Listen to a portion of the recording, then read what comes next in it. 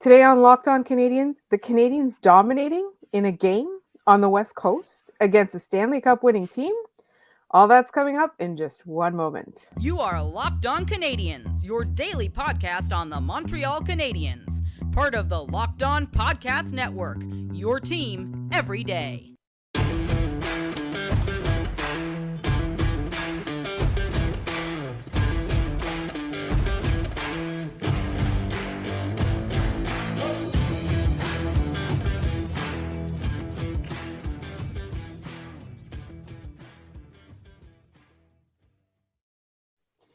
Welcome to episode 944, everyone. Today's episode is brought to you by FanDuel.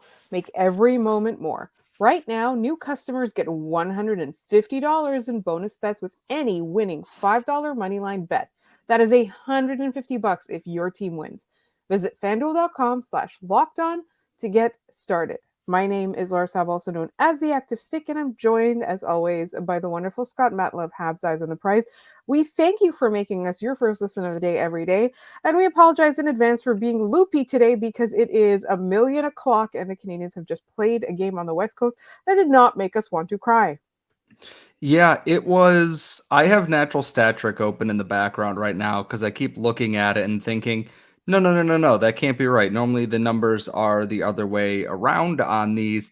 At 5-on-5 tonight, the Montreal Canadiens took the Vegas Golden Knights out into the back alley and broke their knuckles with a hammer. It was bad. Like, the Canadiens took this game personally, and OT was a little bit rougher, a little bit more loose as the energy kind of died out in their legs a bit. But through 3 periods, this was a game the Canadiens probably should have gotten both points in. Yeah, I would agree. I did think the Canadiens deserved to win the game. I thought, like, for me, the biggest thing was how few shots they allowed and how few high danger chances they allowed. That to me was the thing that stood out the most. And I know we're going to spend a couple of minutes talking about Kaiden Guhle because he is the absolute truth. He's the damn truth. Sorry. I don't even know what we're supposed to say about him anymore. I'm not young. I don't have the the correct terminology. But there was dominance. I did think that the Canadiens were going to kind of wilt. You know, they don't tend to do well in West Coast games. They've gotten better in the last few years, I would say. But I was expecting against a team like Vegas for there to be a lot of issues defensively. But I think they played a team game on that front. There were some minor lapses, obviously. Ideally, you do not want to lose a game like that. But there was so much positivity that I felt in this game in terms of, what they were allowing and also what they were generating. Like, that was so important to me. And like, even in the overtime period, like I felt that the Canadiens had it together, if that makes sense. They had some semblance of cohesiveness. And here's the thing about it is, like, I keep going through the numbers here. At 5-on-5, the Canadiens were good. The ironic 1 weak part of the team tonight was Mike Matheson. By all the numbers, is that he did not have a good game, and he's Maybe clearly he's battling an injury. Like, we knew it was a game time decision. The good news is, for every bit that Matheson struggled tonight, Justin Barron, Kaiden Guhle were monstrous in what they did. Guhle played 20 minutes. Matheson only played 12 and a half minutes at 5-on-5 tonight. He played a lot of penalty kill, a lot of power play time, but Kaiden Guhle led the team in ice time by almost 2 full minutes over Justin Barron.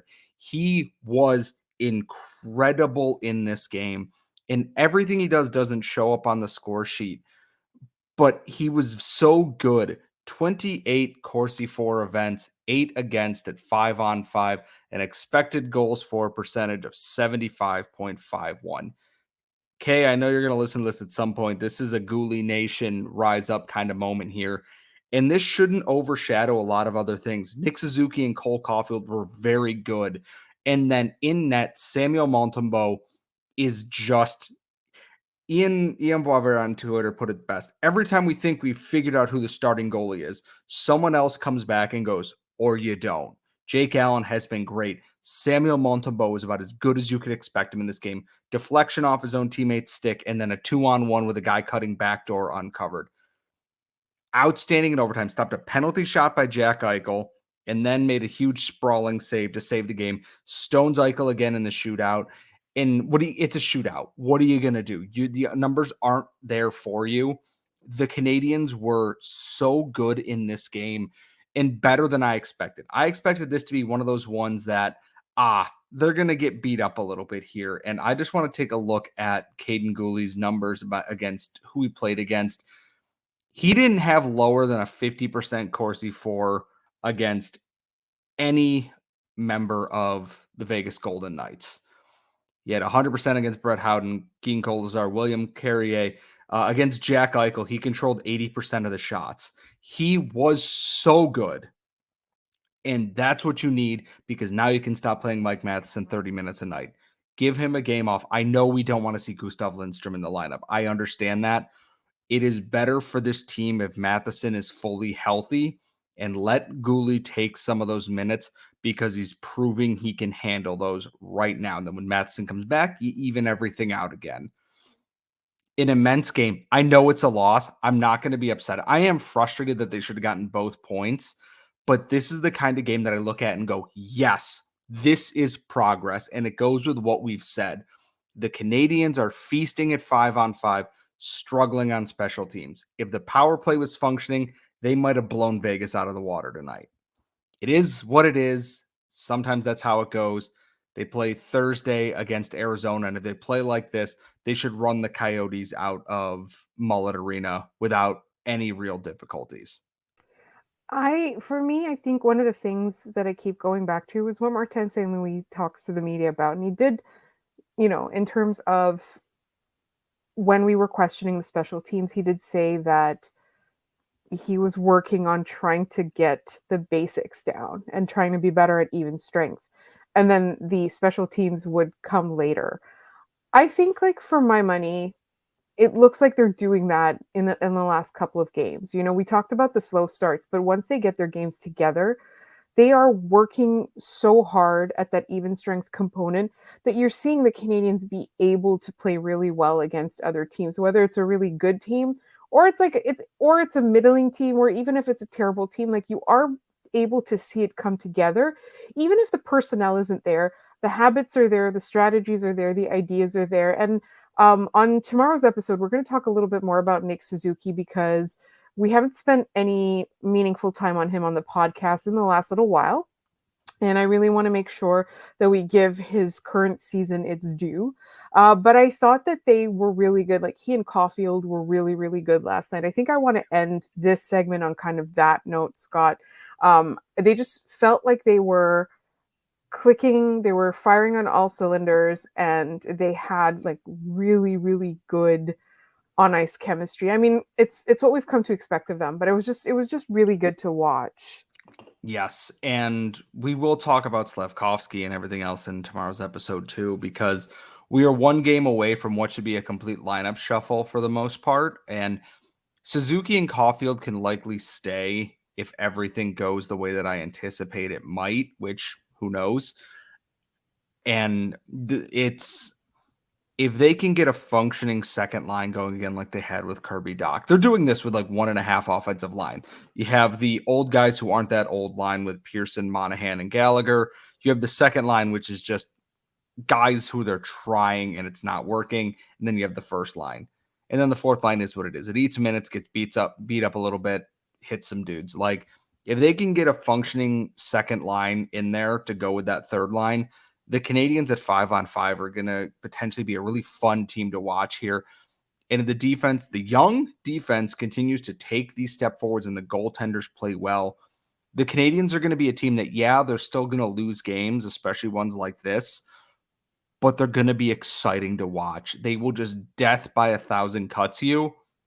And then Nick Suzuki and Cole Caulfield would do something really dope. And in a year that's about rebuilding without your second line center as part of that rebuild, that's about what you can ask for this team right now. And I'm really glad that if we stayed up to 1:15 in the morning to watch a game, at least it was exciting. At least they played well. They deserved 2 points in this game. They only got one, but sometimes hockey is just kind of unfair like that. Coming up next, we got some intriguing mailbag questions from our listeners, including one asking if officiating can be fixed.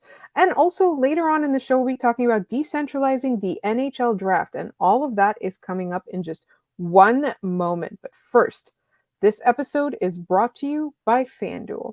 Score early this NFL season with FanDuel, America's #1 sportsbook. Right now, new customers get $150 in bonus bets with any winning $5 moneyline bet. That is $150 if your team wins. If you've been thinking about joining FanDuel, there's no better time than now to get in on the action. The app is so easy to use. There's a wide range of betting options, including spreads, player props, over-unders, and more. So visit fanduel.com/lockedon and kick off the NFL season. FanDuel, official partner of the NFL. All right, Scott, we have some really intriguing questions, and one of them I'm kind of moving up. It was meant for the next week's mailbag, or sorry, this upcoming Friday mailbag, but I really wanted to talk about it right now, and it comes from our good friend, Richard the Pastor. Hi, Laura and Scott. I'm not like a lot of hockey fans who believe that the refs are out to get my team. There appears to be, however, somewhat of a consensus that over the past number of years, the quality of NHL refereeing has been declining.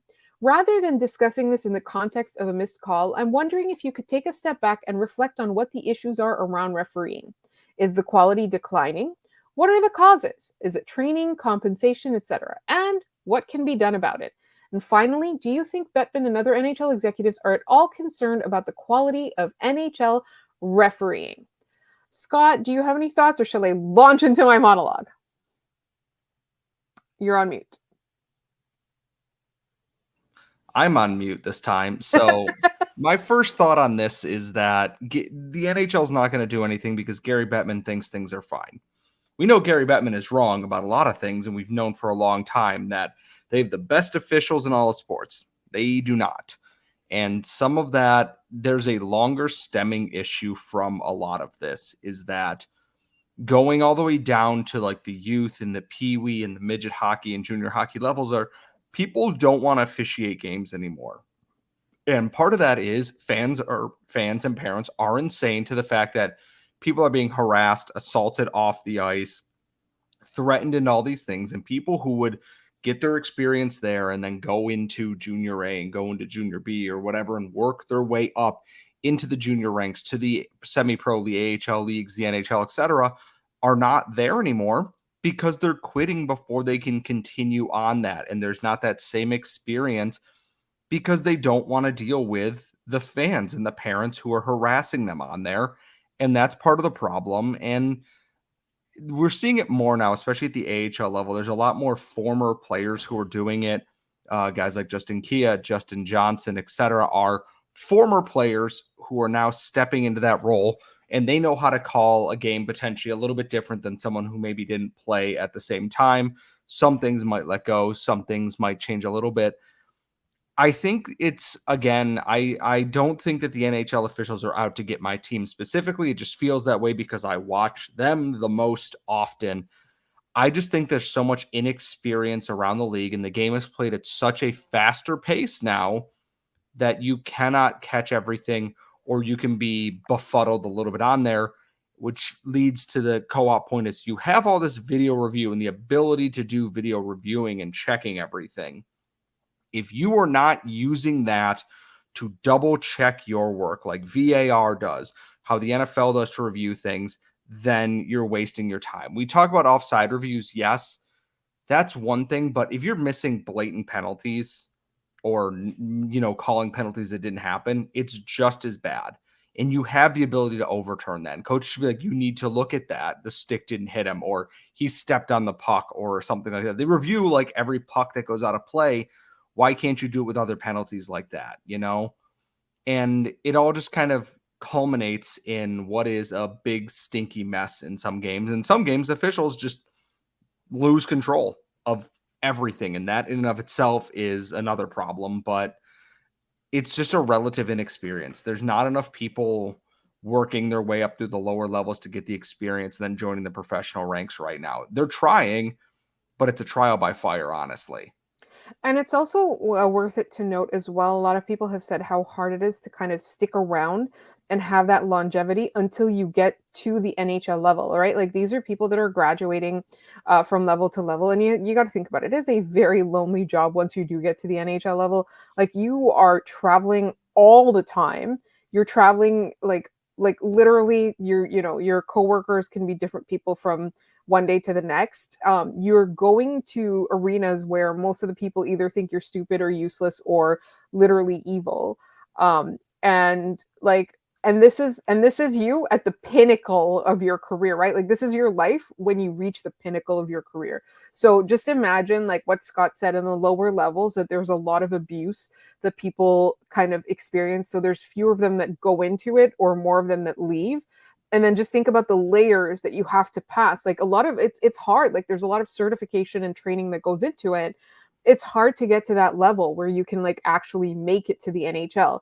The other thing that I want to like kind of point out is that, like Scott said, there's a lot of tools to your advantage. There's like video review and stuff, but I'm not actually entirely sure right now what the recertification process is for an NHL official. Like if you're a professional in a lot of areas, you take a certification, you take an exam or something like that. Like why not have that? Like why not have like that renewed over time? Like I'm not sure if that's something that exists, but I just feel like that would be, to kind of keep you on your toes. You don't just like earn your way to the NHL and then you do whatever you want, right? Like you coast, and the NHL is not going to fire you unless you do something terribly egregious because they need you, right? Like there's a dearth of applicants. I also think something that would improve the NHL officiating is if they did it kind of like the NFL, wherein, and I know that there's a lot of problems with this. It would need to be managed very carefully, but they should be able to take questions from the media. Maybe they don't have to face the media directly, but the media or officials, like, sorry, or coaches and stuff should be able to maybe submit questions where they have 24 hours to respond or something like that. Scott has a point. So the NBA does this. They release an officials report after every game on calls that might have been missed and the result of that, or if there were missed calls in that game. And then if they're egregious, the officials have to answer for them. So the NBA has a thing in place for this, and there's no reason the NHL can't copy that. In that, if you do something egregious, I'm not talking like Kerry Fraser in the 93 Stanley Cup bad, but like be held accountable for this. There's no accountability for the officials and we learned that like people like Tim Peel just kind of, like I'm going to even it up because that's what I can do. I have the power for that. And the NHL saw no problem with that to doing a complete and total overhaul. The lack of accountability is a big problem in this league, and especially with the officiating. I also think one more thing about accountability is that a few years ago, player safety, NHL player safety, had Brendan Shanahan at the helm, and he was following the rules to the letter of the law, and they were seeing too many suspensions and too many fines, and so the league tried to rein that back a little bit. But I think if they had done that for a couple of seasons, if they had gone with that overly controlling method and mandate, I feel like it would have reined in a lot of the little petty things that players get caught for, and the discipline overall would improve. Like these are just ideas that we're throwing out there. Obviously, like we don't have the answers, but I think like if you work your way to get to the NHL, you've got to have some talent and some skill, or at the very least, like some resilience. You've made it there. From my perspective, if somebody is working that hard and getting to the NHL and it's the highest level, the NHL as a league should just do whatever they possibly can to assist these people into making the right choices and to consistently being good at their jobs. Like part of the question was, do the executives care? I think they'll start caring a little bit more once they realize how much money is on the line, right? Like once fans start checking out, once people want to stop watching these games, once they realize how many more fans and how much more they'll attract if the games were better officiated, sorry, then I feel like it's like the problem's going to take care of itself. And I think the executives are going to be more invested in it. In the meantime, we've got a couple more really intriguing questions coming up in our next segment. And we're going to get to that in just one moment. But first, this episode is brought to you by Sleeper. A new NHL season brings you all sorts of possibilities. Cole Caulfield could score 50 goals. The Canadiens will not hoist the Stanley Cup, but someone else's team might. And you can win big by playing daily fantasy hockey on Sleeper, the official daily fantasy app of the Locked On NHL network. Sleeper is our number one choice for daily fantasy sports and especially daily fantasy hockey because with Sleeper, you can win 100 times your cash in daily fantasy hockey contests. For example, I'm looking at Cole Caulfield on a hot streak, but Nick Suzuki is getting a whole bunch more points. Those are the kinds of people that you are going to want to keep watching on the Habs, but also like all across the league. You can also play, daily fantasy NFL, NBA, MLB, even college football, all of it on Sleeper. All you have to do is pick some players and then see if they'll record more or less than their Sleeper projections for anything like goals, assists, saves, plus minus, and more in any given game. Use promo code LOCKEDONNHL and you'll get up to a $100 match on your first deposit. Terms and conditions apply. That's code LOCKEDONNHL. See Sleeper's terms of use for details and the locational availability. All right, Scott, we've got a couple more intriguing, really intriguing questions from our listeners. One of it comes from a good friend of ours who we haven't heard from in a while, but we're very happy to hear from right now. Do you think, and this comes from Frozen Football, do you think the Habs will actually be sellers at the deadline this year? I know much of the fan base wants to keep Monahan, for example. I'm on team sell Monahan and Anderson, and maybe even sell Matheson if the price is right. Do you think the Habs would be making a mistake if they aren't sellers at the deadline this year? Yes. And a lot of that comes from the fact that they're playing well now. Their record looks pretty good. It's probably not a sustainable thing. Jake Allen's not going to be a 930 goalie forever. God bless him. I wish he would be. And I think Monahan brought back on the contract that he has is extremely that is trade deadline contract. It should just have a giant banner that says trade for me in February. And that's what's going to happen here.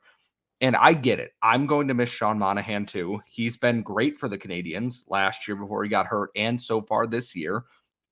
A guy like Tanner Pearson is a flippable asset for a team that wants some depth scoring on there. He is there. Anderson, I just don't think anyone's going to bite on the contract this year. Not until the cap goes up, not until teams find more cap space out in the wild there. And I just would not trade Matheson at this point. They do not have the pieces to supplement his ice time. And yeah, they're trying to lose down the stretch. You trade him, but I also think you named him alternate captain this year.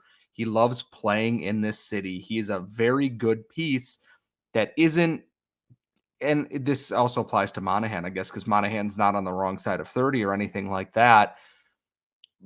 But I think there's a lot of value in someone like Mike Matheson that you can extend a little bit longer to as you need to, and then turn them into a trading asset down the road there, even if you're shifting him down the lineup as Guhle and Hudson and Reinbacher, et cetera, kind of grow a little bit there. They're going to sell. I just don't think, again, this year, depending on how teams line up, especially since a lot of teams are in cap hell right now because of their own bad contract signing, it might be quieter than expected, but I think Monahan, Pearson, potentially David Savard, et cetera, are all going to be going at the deadline. I think Jake Allen or Caden Primo will be gone long before then, but I think it'll be there'll be one big blockbuster sort of deal that gets multiple picks or prospects, and then a bunch of little thirds and fourths and maybe a second here or there. They're going to be busy, but I don't think you're going to see a big name like an Anderson or anybody moving tonight or this season anyways. I love how you said tonight. You can tell how tired we are. It is Monday. It is, a late game Monday. All right. So I have actually a really, really great question from an old friend of ours who we have not heard from in quite some time. It's like it's old friends rediscover us week. I love that. So it comes from our friend Paul Brand's show. What are your thoughts on the NHL considering moving to a decentralized draft model like the NFL and NBA? Okay, so what does that mean? So the decentralized draft means that all the teams, I believe, are in one area or in their own war rooms. They call the picks in outside of that, but some players are not at the draft. They're at their own houses and everything like that. Is that they'd all be in separate locations for that, which means you cannot just go to Nashville, Montreal, Toronto, etc. for the draft itself. And it would mean that everyone kind of has their own draft party, etc. for that. The players might go up on stage then, get their jersey, etc. But the coaches and like the staff and everyone would not be there, at least as I understood it. That's how it is. Admittedly, I don't watch a ton of the other drafts. I just have them on in the background to see what my teams do. I'm not crazy about it. I do kind of like the central idea of it, but at the same time, if they want to follow in the footsteps of leagues that are more successful and more popular, I kind of get their line of thinking here. I think for me, the biggest thing is that it's no longer a big event. Like when it was in Montreal 2 seasons ago, it was huge. Like the city was teeming with people. It was like the prospects, their families, fans. It felt like a party. And I know it's serious stuff that's happening, right? It's like futures being determined and teams kind of setting themselves up for success and so on and so on. I also think that it is an opportunity. Like the NHL, like the GMs can meet, the coaches can meet. I know, journalists meet all the time. It's an opportunity for people. Like I know when I went to the draft in Pittsburgh, there was an event for sports marketing, I believe, or sports PR and things like that. Like it was like they literally had a convention that was going on around the NHL draft because they knew a lot of people were going to be around then. It's an opportunity for people to go and see a particular city. I do think it does bring a little bit of business to cities. I don't think it's as big of a deal as some of the other events that happen. It's no Taylor Swift concert, right? But at the same time, like it gives people an opportunity to come together and talk about it.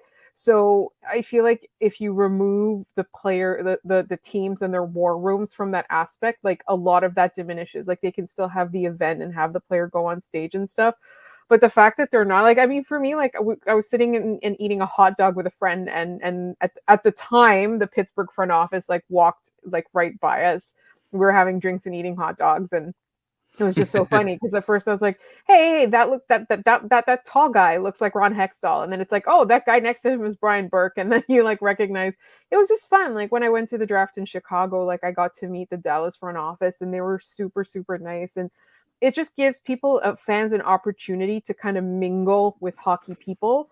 Even though, or like the prospects as well, it's like you rarely meet players, but you get to pick the brains of front offices. You get to meet um, real people who have influence on these games, like whether it's like a goalie scout or the analytics team, or like the fact that fans can just kind of like pick the brains of these people that are behind the scenes of the organization is just, it's so fun. And like the cities themselves are so fun. Like I got to discover Nashville. I fell in love with Chicago, like I got to welcome people to my city.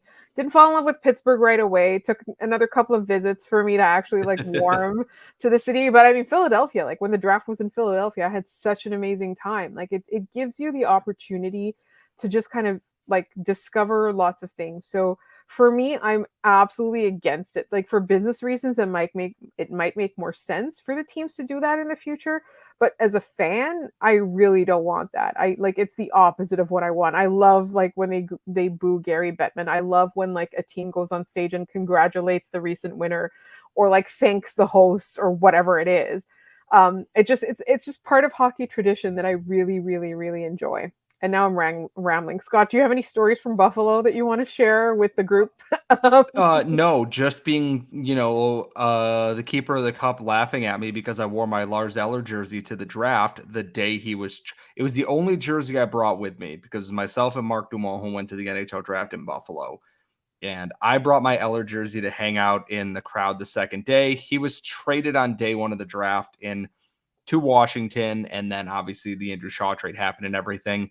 So when I went to day two of the draft, the keeper of the cup looks at me, looks at the back of my jersey, and goes, long couple days. And I go, you have no idea whatsoever. The only jersey I brought. And like, obviously Montreal was great as, we stayed out way too late. I wandered into a couche-tard at 3:30 in the morning, slept for 2 hours, got up, covered day two of the draft, and then hand delivered 4 poutines back to the Bell Center for another after party.